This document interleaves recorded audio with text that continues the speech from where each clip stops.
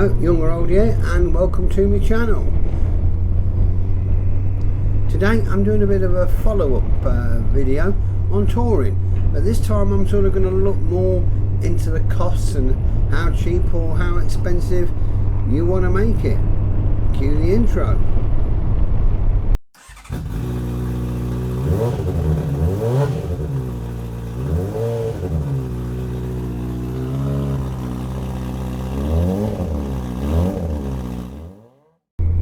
Probably the cheapest option is camping. I mean, camping's great and it's cheap accommodation for a tour. But, you know, sadly my missus won't do camping, it's just not her thing. It's been many years since I did it and I really did enjoy it. Having said that, all those years ago I didn't have creaking knees like I've got now. You know, so when you get laying down it's harder to get up. I think the main problem though is weather. If it's sunny and dry, it's just great fun. But if it's wet and windy, not so much fun. I've been soaked many times camping and it's not great having to get up in the morning and putting cold wet jacket and gloves on which have got wet from the day before. I've seen many videos on here about all this wild camping stuff and that looks great, but you know, it's not for me at my time of life. I think I would sooner be on a nice quiet campsite somewhere.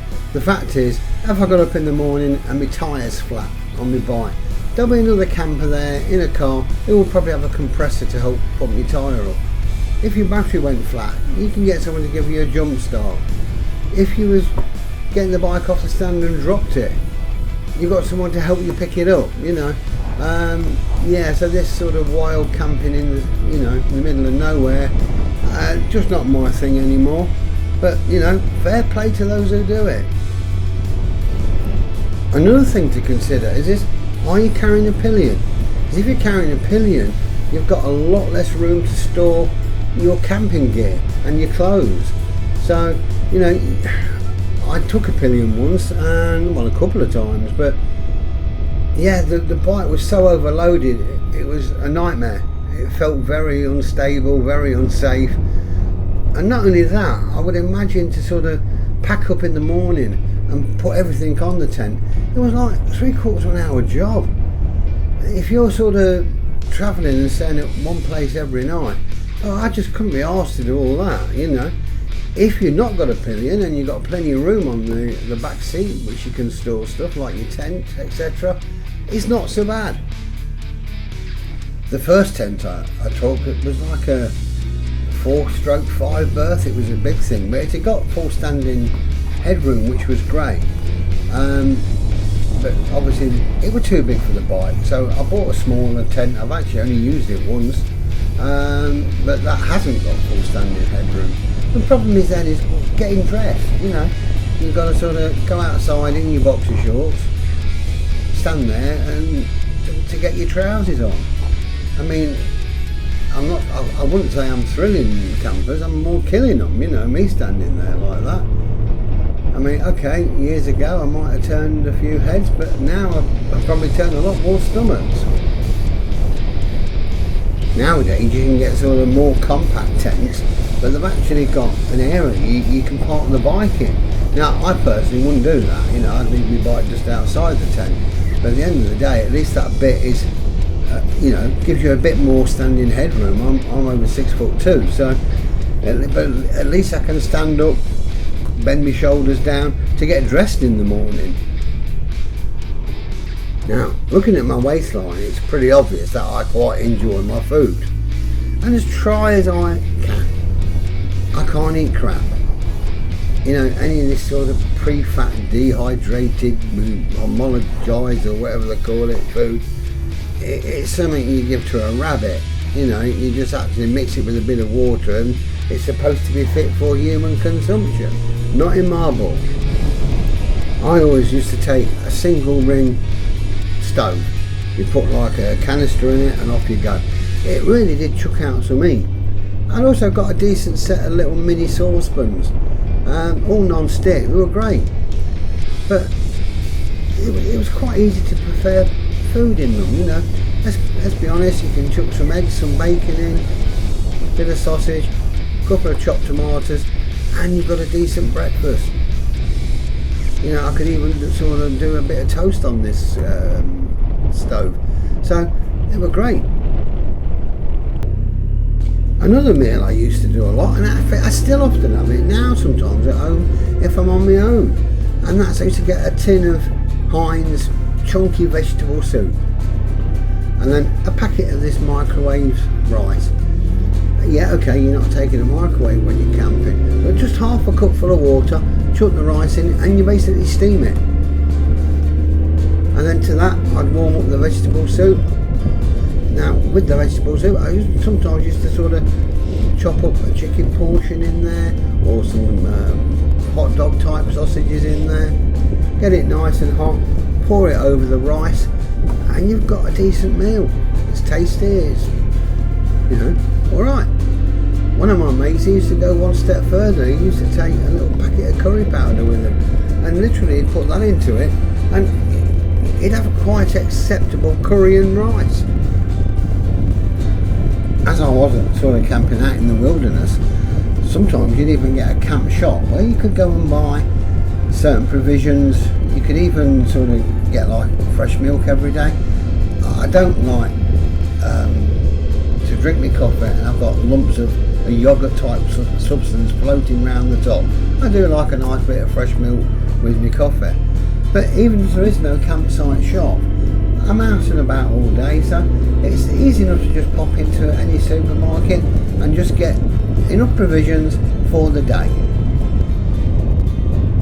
Back when I used to go camping, you know, there were none of this food delivery services that are available nowadays. I mean, you know, you can phone up any sort of brand of takeaway and meet them at the camp gates and your food will be delivered to you. So, you know, that's one easy way of having a decent meal back at the tent. Pasta always works well. You know, easy enough to boil some of that up in a saucepan. You could pick up a jar of pasta sauce, and then to that you can add any amount of vegetables or whatever meats you want to, you know. I've done it with just some nice fresh ham, chop all that up, and just chuck that in there, and had like a ham pasta. It was perfectly adequate and fresh, and a decent meal.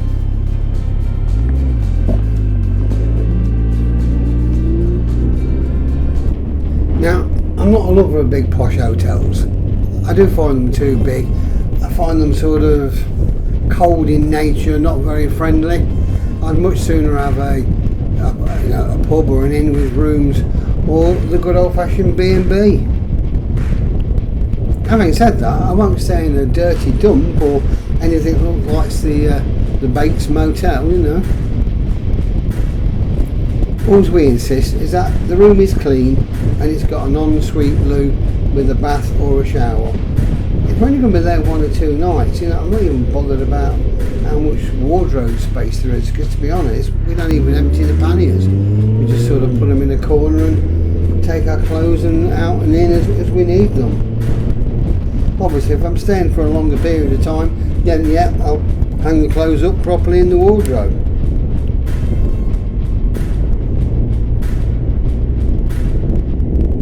Must admit, I've been looking for somewhere to stay in August for a few days, somewhere around Devon, but all around the coast area the prices have really gone up. I think a lot of people are having staycations. In my experience, you can get a reasonable B&B for, you know, for 2 of you, £100 a night, including a breakfast, and that's fine.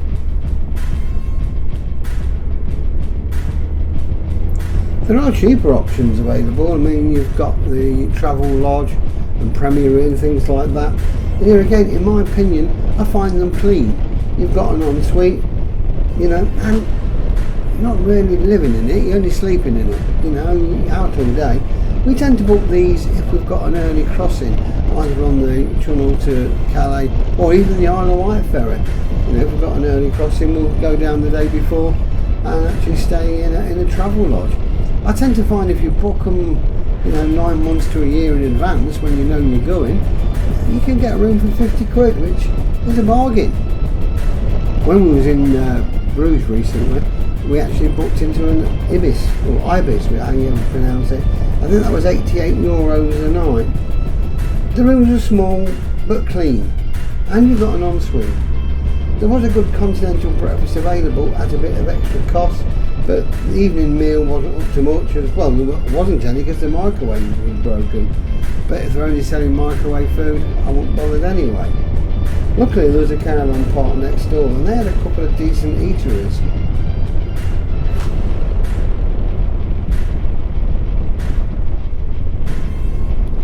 At this present time and climate, one of the big things to consider is fuel. You know, it's at an all-time record high, so you know, take this into mind when you're planning on how far to travel on your tour. You're going to use quite a lot of petrol. If you've seen my last video on motorbike touring, then this one's really just filled in some of the gaps from that one. So watch that one first and then continue with this one. But if you like it, please tick like and subscribe. And as always, take care, ride safe, and bye for now.